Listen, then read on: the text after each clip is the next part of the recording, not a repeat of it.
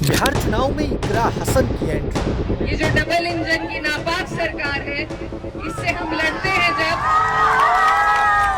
इससे हमें लड़ना पड़ता है आपके मुद्दों पे।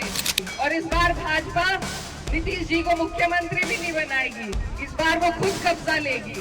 आपको नहीं बचना है, आपको एक एक वोट एकजुट होकर अपने प्रत्याशी। समाजवादी पार्टी की सांसद इकरा हसन गुरुवार रात बरारी प्रखंड के वरीटा पंचायत स्थित मदरसा इस्लामिया सीमापुर में एक नुक्कड़ सभा को संबोधित कर रही थी। इस दौरान उन्होंने महागठबंधन समर्थित कांग्रेस के प्रत्याशी के लिए वोट मांगे, यानी तेजस्वी यादव की जीत के लिए। इकरा हसन अब बिहार में एक्टिव हो चुकी है। ये तस्वीरें इकरा हसन के सोशल मीडिया पर जारी की गई है, जिसमें इकरा हसन का स्वागत बुलडोजर से फूल की बारिश के साथ हुआ। तो वहीं सभा को संबोधित करते हुए सांसद इकरा हसन ने आरोप लगाया कि मौजूदा सरकार बिहार के युवाओं को रोजगार नहीं देना चाहती और न ही यहाँ के लोगों की तरक्की चाहती है। उन्होंने इसे बिहार के लोगों के लिए एकजुट होकर इस सरकार को बदलने का सुनहरा मौका बताया। उत्तर प्रदेश की भाजपा सरकार पर भी उन्होंने निशाना साधा है। इकरा हसन ने आरोप लगाया कि यूपी में झूठे मुकदमे दर्ज कर घरों को तोड़ने के लिए बुलडोजर का इस्तेमाल किया जा रहा है। उन्होंने कहा कि मुसलमानों को सताया जा रहा है। सरकार के खिलाफ बोलने वालों के घर गिराए जा रहे हैं। जरा देखिए इस वीडियो में इकरा हसन का जलवा।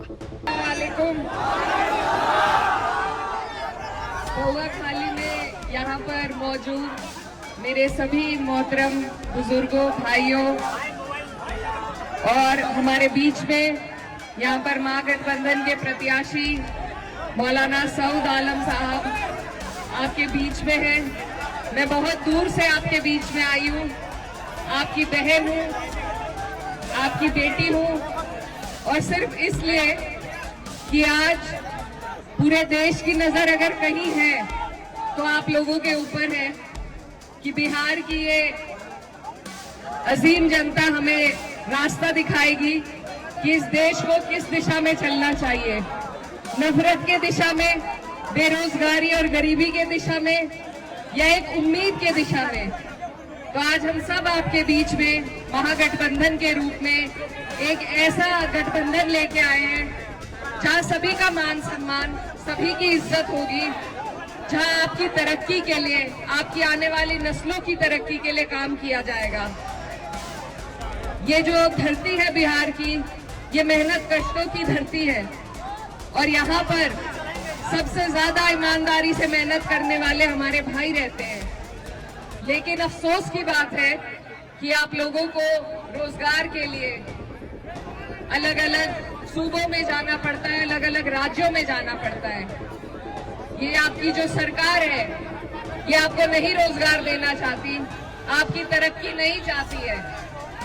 अब बहुत लंबा वक्त काट के आपके सामने ये सुनहरा मौका है कि आप लोग, हम सब एकजुट होकर मिलकर इस सरकार को बदलने का काम करें। और ये सरकार सिर्फ तब बदली जा सकती है जब हम बहुत समझदारी और सूझबूझ के साथ ये आंकड़े जोड़े कि सरकार को हरा कौन सकता है। ये गठबंधन इसीलिए आपके लिए बना है कि सब आप और हमारे जैसी सोच रखने वाले, तरक्की की, भाईचारे की सोच रखने वाले लोग एकजुट होकर इस नापाक सरकार को बदलने का काम करें। मेरे भाइयों, मैं आपसे ये कहना चाहती हूँ कि आप लोग अपने इन वोटों को, अपनी ताकत को बंटने नहीं दीजिए। एकजुट होकर, एक तरफ होकर जब आप और हम वोट करेंगे, तभी जाके हमें तरक्की हासिल हो पाएगी। हमारे बीच में मौलाना सऊद आलम साहब, अब भी आपके विधायक थे, आपकी लड़ाई लड़ते रहे, और फिर से आपको और हमें कोशिश करनी है कि इनको फिर से हम जिताएं ताकि हमारी सरकार बन सके। कि मेरे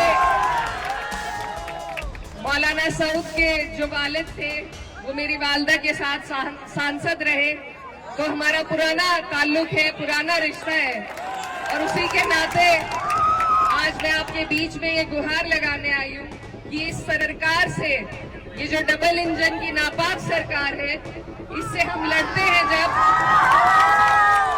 जिससे हमें लड़ना पड़ता है आपके मुद्दों पे, चाहे वो वक्त का मुद्दा हो या आपकी तरक्की, आपकी बेहतराई के लिए, आपकी रोजगार के लिए कोई मुद्दा हो।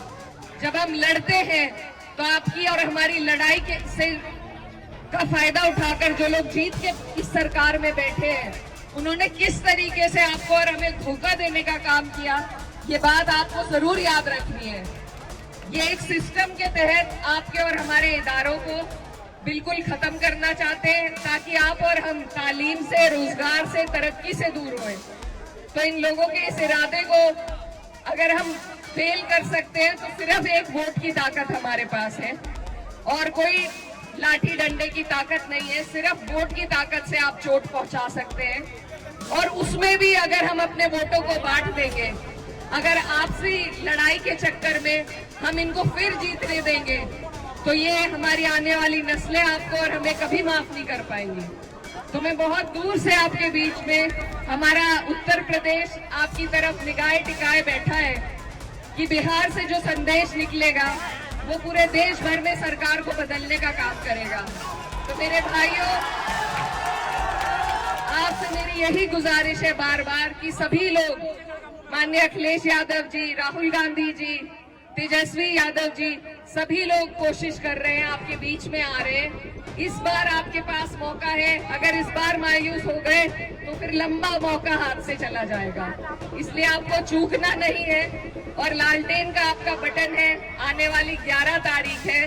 मैं आपकी बेटी, हमारे यहाँ बेटी बहन की बात कोई नहीं टालता, तो मैं उम्मीद करती हूँ कि बिहार की जनता भी पहली बार मुझे यहाँ आने पर मेरा मान सम्मान रखेगी, अपना प्यार देगी और हमारे भाई मौलाना सऊद आलम साहब को एक एक वोट देने का काम करेंगे। और भी जो लोग हैं वो भी अपने हैं, वो भी लड़ रहे हैं, लेकिन मेरा बस आपसे ये सवाल है कि वोट डालने से पहले ये सोचिए कि क्या वो सरकार बना सकते हैं।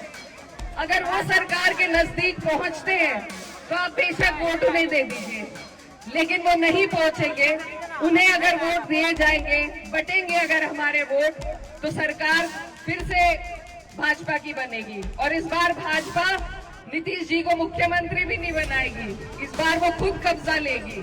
तो अब तक जो हालात थे वो बद से बदतर आपके हो जाएंगे, इसलिए आपको पहले ही अपनी सुरक्षा करनी है और उसका जरिया मैंने जैसा आपको बताया सिर्फ वोट का है आपके पास। इस बार आपको नहीं बटना है, आपको एक एक वोट एकजुट होकर अपने प्रत्याशी लालटेन पर देने का काम करना है।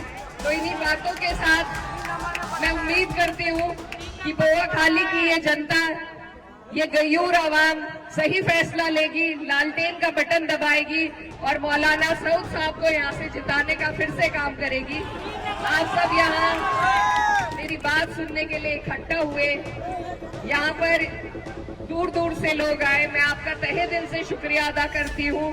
और बस एक बात के साथ आपसे विदा लेना चाहती हूँ कि उसूलों पर जब आँच आए तो टकराना जरूरी है, जिंदा हो तो जिंदा नजर आना जरूरी है। और जिंदा कौम की और जिंदा दिल्ली की अगर सबसे बड़ी मिसाल कोई हो सकती है तो वो इस बार इस सरकार को उखाड़ फेंकने की ही मिसाल आपको देनी है। आप सबका यहाँ आने के लिए बहुत बहुत शुक्रिया, धन्यवाद। दुआओं में याद रखिएगा। अस्सलाम वालेकुम। प्रभातखबर.com, विश्वास वही, रफ्तार नहीं।